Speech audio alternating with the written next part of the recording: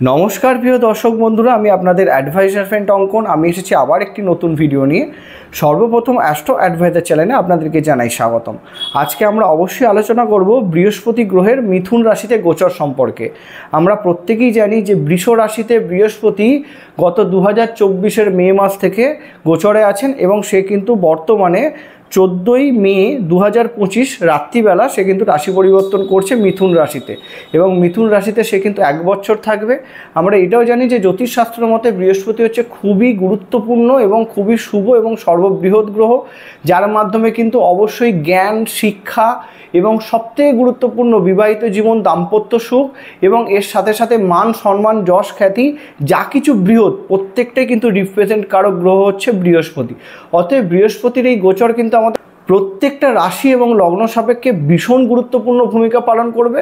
তো সেইটা নিয়ে আজকে আমাদের আলোচনা। তো আমরা প্রত্যেকটা লগ্ন সাপেক্ষে আলাদা আলাদা করে আলোচনা করব। আমি প্রত্যেকটা ভিডিওর ক্ষেত্রেই আপনাদেরকে বলে থাকি যে যখনই আমরা গোচর ফল দেখব অবশ্যই আপনাদের লগ্ন এবং রাশি ভিন্ন ভিন্ন হলেও দুটো সাপেক্ষেই কিন্তু আপনারা ফলাফলটা দেখবেন। এতে কিন্তু আরও অ্যাকুরেট ফলাফল কিন্তু আপনারা পাবেন। তো আজকে আমরা আলোচনা শুরু করবার পূর্বে আপনাদের কাছে একটাই অনুরোধ, আপনাদের যাদের আমার ভিডিও ভালো লাগছে তারা অবশ্যই চ্যানেলটিকে সাবস্ক্রাইব করুন, এবং যারা আমার সাথে যোগাযোগ করতে চাইছেন তারা অবশ্যই স্ক্রিনে দেওয়া নাম্বারে হোয়াটসঅ্যাপ মেসেজের মাধ্যমে যোগাযোগ করে নিতে পারেন। তো আসুন শুরু করা যাক।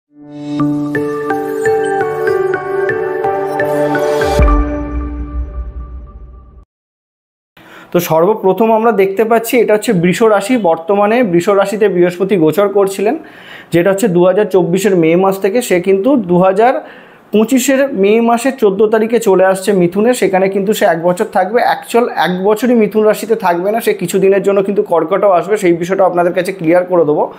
এখন ব্যাপারটা হচ্ছে যে আমরা এটাও জানি, যারা আমার ভিডিও আপনারা দেখেন, বৃহস্পতির 3টে দৃষ্টি। তো বৃহস্পতি আপনাদের শুধুমাত্র গোচর সাপেক্ষে যেই ঘরে গোচর করবে সেই ঘর নয়, এবং সেই ঘর থেকে যেই ঘরে দৃষ্টি দেবে সেই ঘর রিলেটেড কিন্তু প্রভাবেও ভীষণভাবে বৃদ্ধি আনবে। এবং এইটাও আপনাদের কাছে বলা আছে যে বৃহস্পতির 5ম এবং 9ম দৃষ্টি সর্বসেরা হয়। তো যেই ঘরে আপনাদের দৃষ্টি পড়বে সেই ঘর রিলেটেড পজিটিভ এবং উচ্চ প্রভাব আপনারা কিন্তু লাভ করবেন। তো অবশ্যই এই গোচর সেই কারণে সবথেকে গুরুত্বপূর্ণ।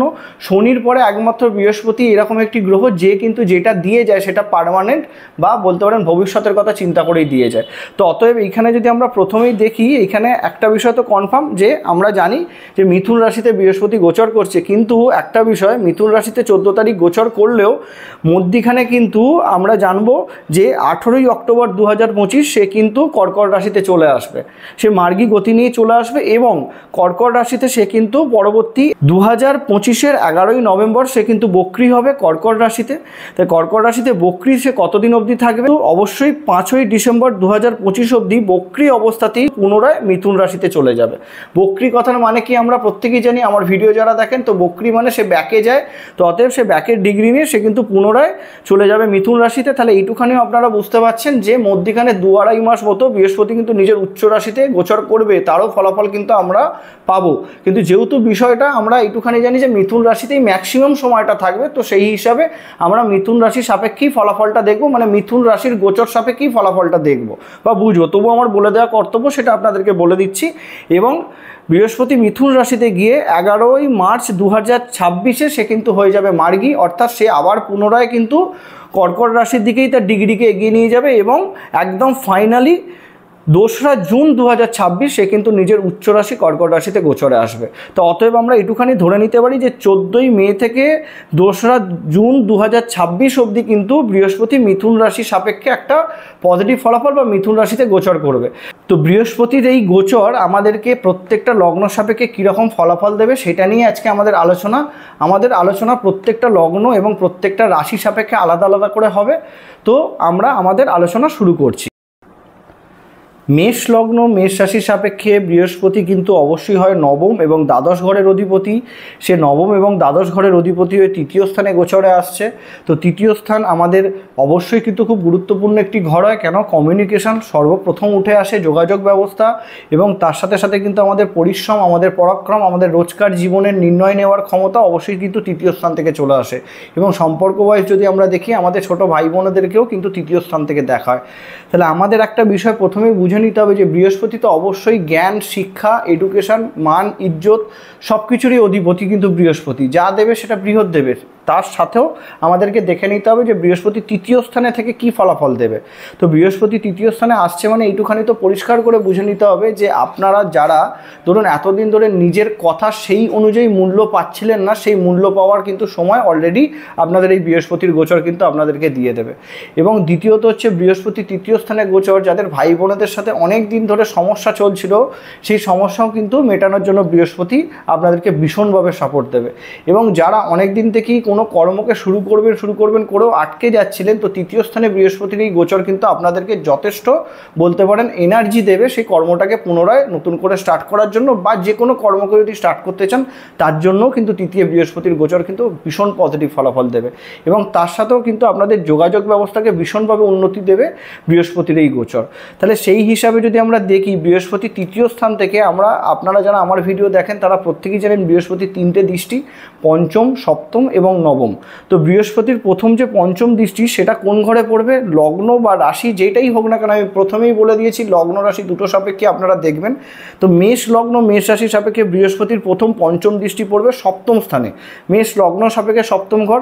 তো সপ্তম ঘরে বৃহস্পতির এই দৃষ্টি কিন্তু অবশ্যই আমাদের দাম্পত্য সুখে উন্নতি দেবে। আর যারা ধরুন বিবাহের জন্য ওয়েট করেছিলেন তাদের বিবাহযোগ কিন্তু বৃহস্পতি নিয়ে আসবে। আমি প্রথমে বললাম ব্যবসার ক্ষেত্রেও কিন্তু বৃহস্পতির এই দৃষ্টি ভীষণভাবে আপনাদেরকে সাপোর্ট দেবে।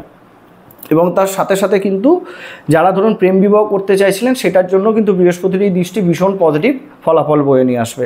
এবং তার সাথে দ্বিতীয় সপ্তম দৃষ্টি পড়বে কোথায়, নবম স্থানে। অতএব ধর্মের ঘরে বৃহস্পতি নিজের ঘরে নিজের দৃষ্টি, এদিক থেকে আপনাদেরকে ধার্মিক করবে। আপনাদের ভাগ্যের সাপোর্ট যারা পাচ্ছিলেন না যথেষ্ট ভাগ্যের সাপোর্ট পাওয়া শুরু করবেন। এবং অবশ্যই দূরকার যোগাযোগের মাধ্যমে কিন্তু আপনারা ব্যবসার দিকেও এগোতে পারেন, বা যে কোনো কর্ম যদি করেন যেখানে দূরকার সম্বন্ধ চলে আসছে সেই জায়গাতে যারা ধরুন ফিনান্সিংয়ের কাজ করেন বা যে কোনো বাইরের কোম্পানির সাথে যুক্ত হয়ে কাজ করেন সেই দিক থেকেও বৃহস্পতির এই দৃষ্টি কিন্তু আপনাদেরকে ভীষণভাবে সাপোর্ট দেবে। ধার্মিক স্থানে ঘোরাঘুরির সুযোগও কিন্তু বৃহস্পতির এই দৃষ্টি করে দেবে। এবং সর্বলাস্ট দৃষ্টি যেটা নবম দৃষ্টি, যেটা আপনার একাদশ স্থানে পড়বে, সেখানেও কিন্তু একাদশ আমরা জানি আমাদের লাভের স্থান। তো সেই হিসাবে একাদশে বৃহস্পতির এই দৃষ্টি আপনাদের কিন্তু অবশ্যই ইচ্ছা পূরণের জন্য ভীষণ ভালো ভূমিকা পালন করবে। যারা অনেক দিন থেকে কোনো কাজের জন্য আটকে ছিলেন, এটা প্রথমেই বলে দিয়েছি, সেই জায়গায় কিন্তু বৃহস্পতির এই দৃষ্টি আপনাদেরকে নতুন করে শুরু করবার জায়গা তৈরি করে দেবে। এবং পুরানো ইচ্ছা যেটা আপনাদের বলতে পারেন হচ্ছিল না অনেক দিন ধরে পূরণ, সেটাও কিন্তু বৃহস্পতির এই দৃষ্টি আপনাদেরকে এই গোচরের মাধ্যমে এনে দেবে। তো এক কথায় যদি আমরা দেখি বৃহস্পতির এই গোচর কিন্তু মেষ লগ্ন মেষ রাশি সাপেক্ষে যথেষ্ট পজিটিভ ভূমিকা পালন করবে। কেন, যাদের মেষ রাশি তাদের 7.5 চলছে এটাও আমরা জানি। তো সেই হিসাবে বৃহস্পতির এই গোচর কিন্তু মেষ লগ্ন মেষ রাশিকে সব রকম দিক থেকে সাপোর্ট দেবে। তাহলে এক কথায় যদি আমরা বুঝি এই গোচর মেষ লগ্ন মেষ রাশি সাপেক্ষে যথেষ্ট ভালো। প্রথমত হচ্ছে তৃতীয় স্থানে অবস্থান করে আমাদের ভাই বোনেদের সাথে যারা সম্পর্ক রাখছেন বা তাদেরকে নিয়ে যদি কোনো কর্ম করতে চান চোখ বুঝে করুন, আপনাদের দ্বারা কিন্তু তারাও লাভবান হবে এবং তাদের দ্বারা কিন্তু আপনারাও লাভবান হবেন। সব থেকে পজিটিভলি কিন্তু আপনাদের তৃতীয় স্থানের জন্য কমিউনিকেশন স্কিল মারাত্মকভাবে আপনাদের ধারালো হবে। এবং যারা এই বিষয়তে কর্ম করেন, যে কোনো নেটওয়ার্কিং কর্ম করেন, সেখানেও কিন্তু বৃহস্পতির এই গোচর আপনাদেরকে ভীষণ যোগাযোগ ব্যবস্থা পজিটিভ করে দেবে। প্রথমেই বলেছি দাম্পত্য সুখের জন্য খুব ভালো এই গোচর। যাদের দাম্পত্য সুখে ভীষণ ঝামেলা অশান্তি হচ্ছিল তাদের কিন্তু সব রকম দিক থেকে পজিটিভ ইম্প্যাক্ট আসবে। তবে একটা বিষয়ের দিকে আপনাদেরকে খেয়াল রাখতে হবে, সন্দেহবাতিকতা কিছু ক্ষেত্রে আপনাদের বৃদ্ধি পেতে পারে। সেই বিষয়টা থেকে কিন্তু অবশ্যই আপনারা সরে আসুন এবং নিজের পার্টনারের সাথে কিন্তু যে কোনো কর্ম করার আগে তার সাথে আলোচনা করে তবেই কিন্তু কর্মতে অ্যাড হন। না হলে কিন্তু এই সময়তে বৃহস্পতির যে তৃতীয় গোচর, এখানে কিন্তু অনেকাংশে তৃতীয় ঘর যেহেতু পরিশ্রম পরাক্রমের ঘর, অনেকাংশে আমরা কিন্তু নিজের শারীরিক ক্ষমতাকে বেশি করে প্রাধান্য দিয়ে দিই। সেই ক্ষেত্রে আমাদের নেওয়া ডিসিশন কিছু ক্ষেত্রে ভুল হয়ে যায়। এবং যারা ধরে নিন উচ্চ শিক্ষার সাথে যুক্ত হতে চাইছিলেন বা কোনো কোর্স করতে চাইছেন, সেক্ষেত্রেও এই বৃহস্পতির গোচর কিন্তু মারাত্মক আপনাদের জন্য শুভ ফলাফল বয়ে নিয়ে আসবে। উচ্চশিক্ষার যোগ নবমে দৃষ্টি দিয়ে দেবে। পড়াশোনার জন্য যারা বিদেশে যেতে চাইছিলেন তাদের জন্য কিন্তু এই গোচর ভীষণ ভালো।